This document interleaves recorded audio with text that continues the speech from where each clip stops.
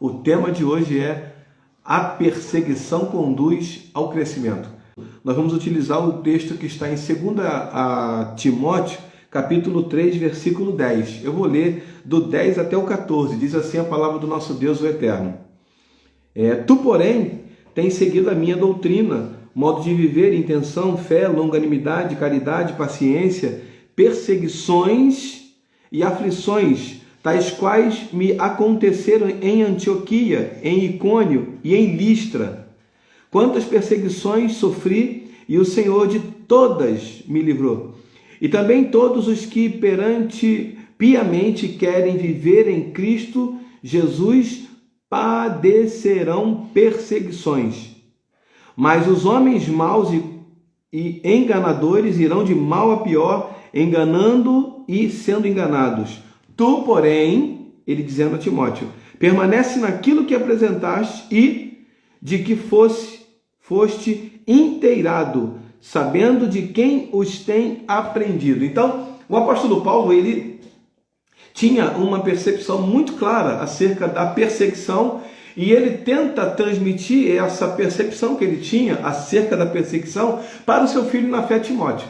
Timóteo era um jovem pastor que estava à frente de uma igreja e ele precisava ter essa mesma percepção para que ele não ficasse frustrado diante de situações que fatalmente ele viveria. O apóstolo Paulo estava aqui mencionando algumas situações que ele viveu. E se você quiser, você vai ver no livro de Atos, capítulo 14, capítulo 16, você vai ver várias situações em que o apóstolo Paulo viveu perseguições, situações difíceis. E eu gosto muito daquela passagem do capítulo 14, em que ele viveu uma situação totalmente adversa, em que ele foi tido como morto, e aí ele se levanta, e ao contrário do que todos imaginavam naquele momento, ele é quem vai trazer uma palavra de conforto para aquelas pessoas, para aqueles discípulos que estavam rodeando ele. E ele diz que por muitas tribulações importa que cheguemos ou alcancemos o reino de Deus. Então, o apóstolo Paulo tinha uma percepção muito clara acerca desse momento adverso, dessa situação de sofrimento, até mesmo injustiças, perseguições e tudo mais. E aqui eu separei 5 nações, porque a perseguição ela pode vir através de nação contra nação, ou de um povo contra uma pessoa, um grupo de pessoas contra uma pessoa, uma única pessoa. No caso do apóstolo Paulo, no livro de Atos, foi um grupo de pessoas, alguns dos judeus, eles se reuniram e tramaram contra o apóstolo Paulo. Mas eu separei aqui 5 nações.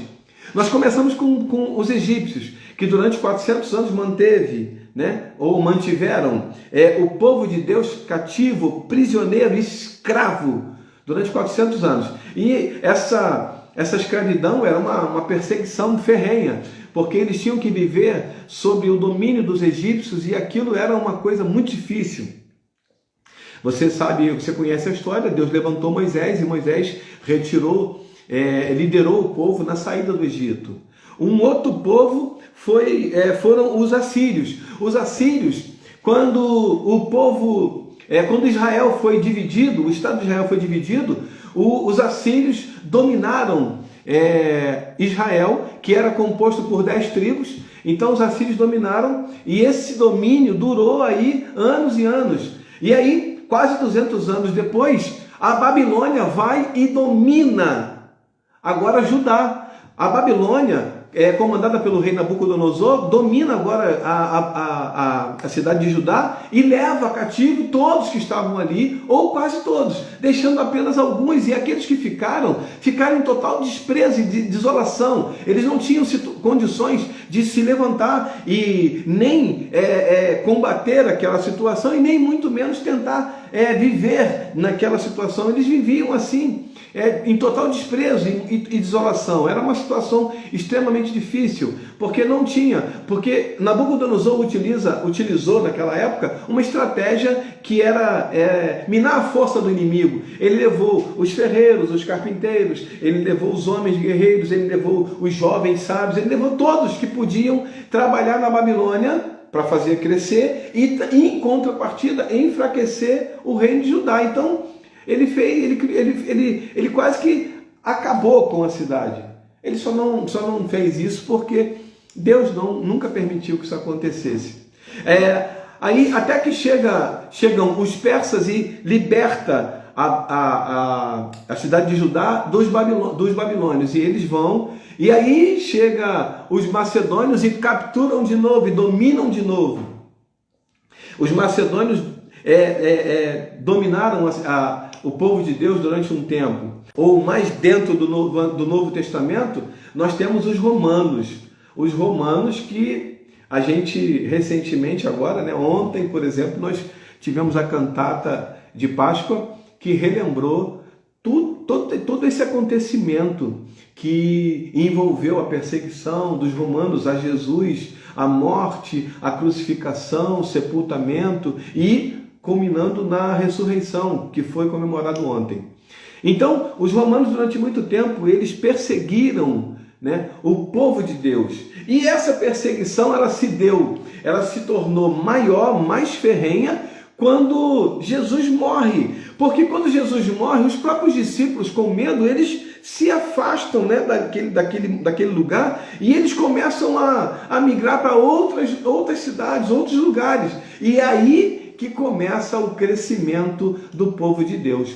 Note que até o Jesus ser morto, crucificado, sepultado e ressuscitar, o povo vivia naquela região. E aí já no livro de Atos, eles vão receber uma palavra. Por que deixa eu ler para você aqui. Por que ele fala isso? Porque é agora, nesse momento de perseguição, em que a igreja vai começar a realmente crescer. Está aqui, ó, livro de Atos, capítulo 1, versículo 8. Ó, mas recebereis poder, ou a virtude do Espírito Santo, que há de vir sobre vós. Cadê? E ser-me-eis testemunhas tanto em Jerusalém, como em toda a Judéia e em Samaria e até os confins da terra. Até Samaria, que tinha um pouco de problema, vamos dizer assim, né? Um pouco, não bastante. Jesus ele menciona algumas vezes essa cidade, porque ele estava tentando quebrar essa tradição maligna, dessa desavença, né, entre os samaritanos e os judeus. E aí ele diz até em Samaria e aos confins da terra. Nesse momento, o povo agora começa a ir a todos os povoados e a todas as nações por causa das perseguições. Eles não podiam voltar aos lugares de origem porque eles poderiam ser mortos. E agora eles precisavam buscar outras regiões. E buscando outras regiões, eles estavam cumprindo o que estava descrito no capítulo 16, versículo 15 do livro de Marcos. Ide por todo mundo e pregai. Então, enquanto você vai andando, enquanto você vai buscando outras nações, vai pregando o evangelho. Então, enquanto você vai fazendo, vai tentando proteger a sua vida, vai pregando o evangelho, vai falando de Jesus, vai declarando que Jesus é a única salvação, que Jesus Cristo é o caminho, a verdade e a vida. Enquanto você vai fugindo da perseguição, não deixa de falar do meu amor, não deixa de pregar as boas novas do reino. Era isso que Jesus estava dizendo ali, era essa missão. E essa missão, ela é dada a qualquer pessoa, mas a todos quantos o receberam, deu-lhes o poder de serem feitos filhos de Deus, a saber, aqueles que creem no seu nome. Então todos que creem no nome de Jesus, todos que levantam a mão para Jesus, eles recebem implicitamente, né, essa missão, que é ser testemunha, que é pregar o evangelho a toda criatura. E como é que a gente vai pregar o evangelho? Tendo oportunidade na igreja para pregar? Não. Quando você sai da sua casa, o campo, né, a faculdade, a padaria, a rodoviária, o trabalho, tudo isso é o seu campo de ação. Aonde você está, ali existe uma pessoa que precisa ouvir de Jesus e talvez, provavelmente, essa pessoa está esperando que você fale de Jesus para ela, sem que ela mesma saiba. Então, nós precisamos entender que essa missão de levar a palavra não é do pastor, não é do missionário, não é do líder, é de todos aqueles que confessam o nome de Jesus. Onde? Aonde quer que você for, aonde quer que você esteja. Então a perseguição ela vai ser em nações, de nações contra a nação do povo de Deus, ou de um povo contra uma pessoa, de um grupo de pessoas contra uma pessoa. E aqui na Bíblia nós vamos ter várias pessoas que sofreram essas perseguições. Pedro, João, Estevão, Mateus e tantas outras pessoas. Estevão, você lembra, né? Está lá registrado a partir do livro do versículo 6, do livro de Atos, do capítulo 6, do livro de Atos, quando Estevão, naquela instituição dos diáconos, né, na criação do corpo diaconal, Estevão é levantado como diácono para servir, e aí ele começa a pregar. E ele pregando, ele atinge. E isso é inevitável, é isso que a gente precisa entender, e Paulo entendia isso, Paulo tinha essa percepção. Ele atinge, assim, vamos dizer assim, os interesses de outras pessoas.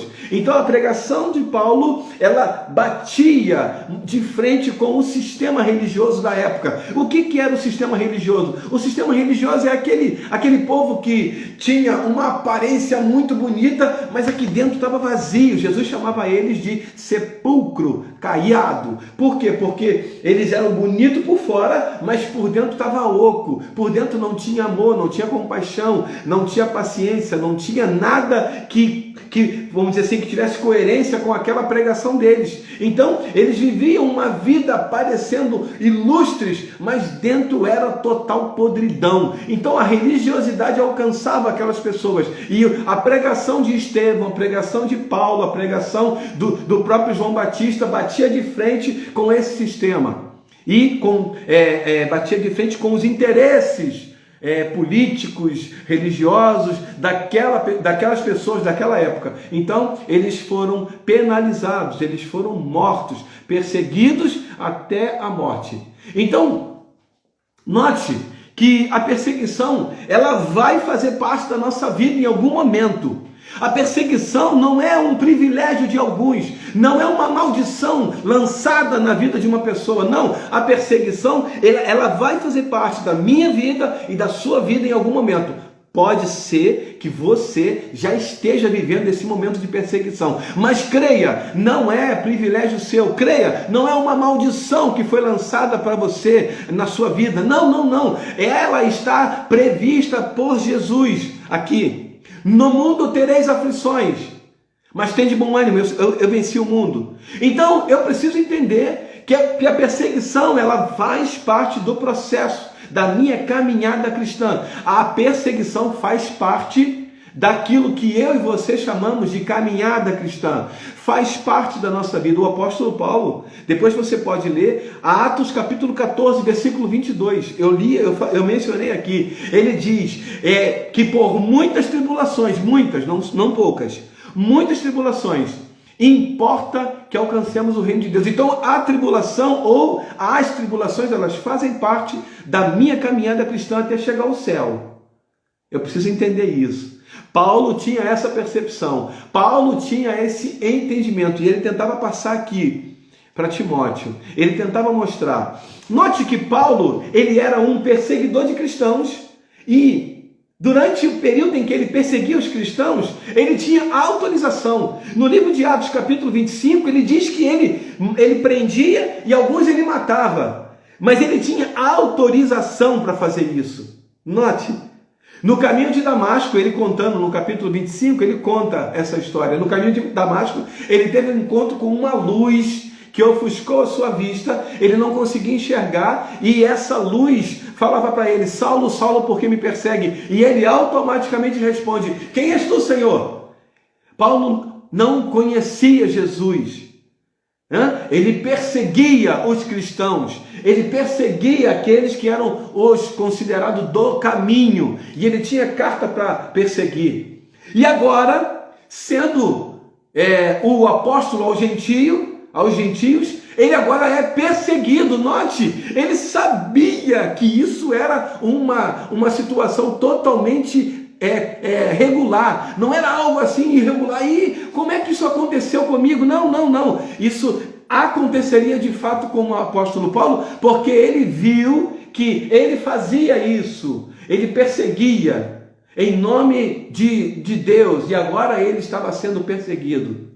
Então eu preciso ter 3 coisas na minha cabeça com relação à perseguição. A perseguição, e em primeiro lugar, ela é inevitável. Em algum momento da minha vida, da sua vida, você, eu, vamos sofrer perseguições, seja na família, seja no trabalho, na faculdade, seja na própria igreja, seja no meio da rua, em qualquer lugar. Você vai sofrer algum tipo de perseguição, é inevitável. 2, Deus estará lá nos sustentando em todas as situações, disse o apóstolo Paulo. Aqui, no versículo 11. Capítulo 3, 2 Timóteo, versículo 11. Perseguições e aflições tais quais me aconteceram em Antioquia, em Icônio e em Listra. Quantas perseguições sofri, e o Senhor de todas me livrou. Então, aqui eu preciso ter uma certeza. Todas as perseguições, absolutamente todas, o Senhor vai estar comigo. Deus não me deixa sozinho. Você nunca está sozinho. Deus, Ele sempre estará com você. Aconteça o que acontecer, Ele estará com você, te sustentando, te fortalecendo e te fazer continuar essa caminhada. O livro de Mateus, capítulo 5, ele retrata algo que é extremamente importante para nós. Capítulo 5, versículo 10, diz assim: bem-aventurado, Jesus, no Sermão do Monte, ou da montanha, ele vai dizer assim: bem-aventurados que sofrem perseguições por causa da justiça, porque deles é o reino dos céus. Versículo 11: bem-aventurados sois vós, quando vos injuriarem e perseguirem, e, mentindo, disserem todo mal contra vós por minha causa. Versículo 12: exultai e alegrai-vos, porque é grande o vosso galardão nos céus, porque assim perseguiram os profetas que foram antes de vós. Então, assim como perseguiram lá atrás os profetas e até mesmo o povo de Deus, a nação de Israel, assim será conosco. Nós também seremos perseguidos. E a terceira e última coisa, aquilo que está dentro do nosso tema. Durante toda a história bíblica e durante toda a história secular, nações se levantaram contra o povo de Deus, homens se levantaram contra o povo de Deus. O mais recente que nós nos lembramos, Hitler tentou dizimar o povo de Deus. Hitler tentou acabar com aquilo que ele chamava de um povo que não era puro, Então, Hitler, na tentativa de acabar com o povo de Deus, ele exterminou mais de 6 milhões de judeus, dentre outros povos. Mais de 6 milhões de judeus, causando uma carnificina. Mas ele não conseguiu, note, não conseguiu exterminar o povo de Deus da face da terra. Ao contrário, o povo de Deus vem crescendo dia após dia, mês após mês, ano após ano. Nenhuma dessas perseguições foi capaz ou foram capazes de exterminar, de dizimar o povo de Deus. A prova disso é que eu e você estamos aqui. Existem outras pessoas ao redor do mundo fazendo a mesma coisa que nós estamos fazendo, servindo ao Senhor, dizendo: o Senhor é bom, uma fortaleza no dia da angústia, e conhece os que nele confiam. O Senhor é a minha rocha, o Senhor é a minha salvação. Existem muitas outras pessoas dizendo a mesma coisa, tendo o mesmo posicionamento que eu e você. Algumas dessas pessoas, a perseguição é tão ferrenha que elas estão sendo mortas por causa do nome de Cristo, mas isso não é capaz de impedir o crescimento do povo de Deus. Isso não é capaz de impedir que outras pessoas continuem fazendo, cumprindo essa missão que um dia ela iniciou lá atrás, que a levou à morte, mas a morte dela é ganho, porque agora essas pessoas que morreram em Cristo está agora nos braços do Pai. E se eu e você nos mantivermos firmes nessa posição, fazendo aquilo que Deus colocou na nossa mão, ainda que sejamos mortos por causa da perseguição, nós vamos estar com o Pai, nos braços do Pai. Então a frase é essa para mim e para você: se eu for cumprir a minha missão, eu vou com Deus. Se eu não voltar, estarei com Ele. Essa convicção tem que estar na minha mente. Essa convicção tem que estar na sua mente. Porque o apóstolo Paulo, escrevendo ao seu filho na fé, Timóteo, ele disse: todos aqueles que decidem servir a Deus, eles vão viver perseguições. Em algum momento da nossa vida, nós vamos viver perseguições. Aqui no Brasil, isso não é comum. A perseguição é bem branda, mas pode ser, não estou dizendo que vai ser, mas pode ser, eu admito essa possibilidade de um dia nós vivermos uma perseguição em que aquilo que nós estamos fazendo hoje não seja permitido fazer. E aí é que vai mostrar quem é quem. A minha posição vai continuar sendo a mesma, ou eu vou me esconder para não ser visto? Quando eu digo me esconder, parar de fazer. Eu não estou falando que em algum momento a gente vai ter que se esconder, porque, claro, se lá na Coreia do Norte, por exemplo, aqueles missionários disserem: eu sou missionário, eles vão ser mortos. Então eles precisam estar por trás, mas com coragem. Pensa comigo, você conversa com uma pessoa durante 2 anos e aquela pessoa se torna seu amigo, o missionário faz isso. E aí, de repente, ele começa a falar: poxa, você é uma pessoa tão legal, você ajuda tantas pessoas e tal. E aí você agora tem que declarar para aquela pessoa que você serve a Jesus e que essa pessoa também pode ser igual a você, servindo a Jesus. Olha o risco que essa pessoa corre. Será que essa pessoa não vai sair dali e delatar para as autoridades que você é crente e que você está escondido? Será que essa pessoa vai sair dali e dizer: olha, tem um homem lá, tem uma mulher lá que está falando que é crente, que é Jesus, que salva, não é? Aí como é que vai ser? Será que essa pessoa não vai fazer isso? Então, note o risco que esses missionários, que essas missionárias correm ao se declarar para essa pessoa. Depois, e eles não fazem isso no primeiro dia, eles não fazem isso no primeiro contato, pelo contrário, eles vão ganhando a confiança da pessoa, ganhando dia após dia, mês após mês, e pode ser que dure 1 ano, 2 anos, e quando ele recebe essa pessoa com confiança, ele vai declarar. E será que essa pessoa vai ser fiel e não vai denunciá-lo às autoridades? Então é um risco que esses missionários correm todos os dias. Todos os dias. Então eles precisam estar escondidos, mas com a boca aberta, com o testemunho vivo, com a vida deles ali, como testemunho. E em algum momento a perseguição vai acontecer, mas eu não vejo nenhum missionário recuando, dizendo assim: não quero ser mais missionário não, porque é muito difícil, é muita perseguição, é muito isso, é muito aquilo, não tem recurso. Eu não vejo, pelo contrário, eu vejo eles avançando, avançando, porque eles sabem quem são, eles sabem qual é a missão que Deus colocou na mão deles. E eu e você? O que nós temos feito? Quando sofremos perseguições, o que nós fazemos? Recuamos ou continuamos em frente, sabendo que Deus está cuidando de nós? Porque as 3 coisas que eu disse para você aqui, elas são assim, líquidas e certas. Primeiro, a perseguição é inevitável. Em algum momento você vai sofrer. Eu vou sofrer perseguição. E pode ser que você já tenha história de perseguição. Segundo, sempre Deus estará conosco. Eu termino o culto de oração das 6 da manhã, quem participa do culto sabe. Nós não sabemos, essa é a frase que eu falo, nós não sabemos o que vamos enfrentar hoje, mas certamente Deus estará lá conosco. Essa é a certeza que nós temos.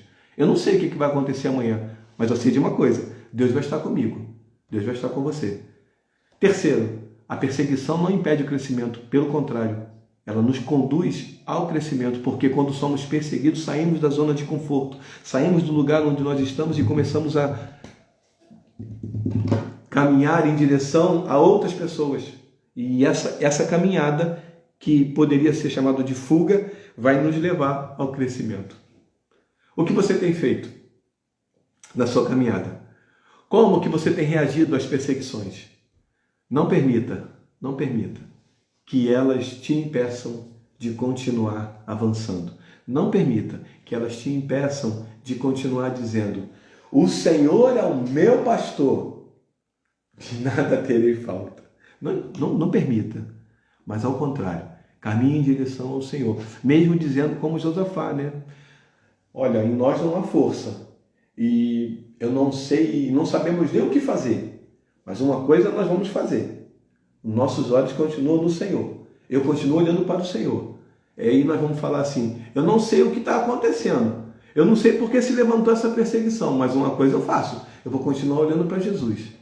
Amém? Que os nossos olhos não saiam do Senhor, do nosso Mestre. Que os nossos olhos estejam postos em Cristo, que é o autor e o consumador da nossa fé. A perseguição ela vai se levantar em algum momento. Se já não se levantou, mas que ela não seja capaz de nos paralisar e de nos impedir de avançar. Em nome de Jesus. Amém? Deus abençoe a tua vida.